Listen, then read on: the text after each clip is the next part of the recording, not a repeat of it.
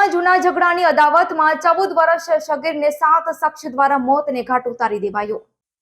સૂત્રો દ્વારા માહિતી મળી રહી છે કે અમદાવાદ ખાતે આવેલ ઓઢવમાં જૂના ઝઘડાનું મન દુઃખ રાખી 7 શખ્સોએ સગીર પર લાકડી અને છરાથી હુમલો કરીને તેનો જીવ લઈ લીધો હતો, જે અંગે સગીરાના પિતાએ 7 શખ્સો સામે ઓઢવ પોલીસ મથકે ફરિયાદ નોંધાવવામાં આવેલ છે। નોંધાવેલ ફરિયાદના આધારે કાયદેસરની કાર્યવાહી હાથ ધરીને તમામ આરોપીઓને રાઉન્ડ અપ કરી લેવાયા છે, જેમાંથી એક આરોપી કાયદાના સંઘર્ષમાં આવેલો છે। આ અંગે મળેલ માહિતી અનુસાર ઓઢવમાં રહેતા ઈશ્વરભાઈ નાડિયા મજૂરી કામ કરીને પરિવારનું ગુજરાન ચલાવે છે।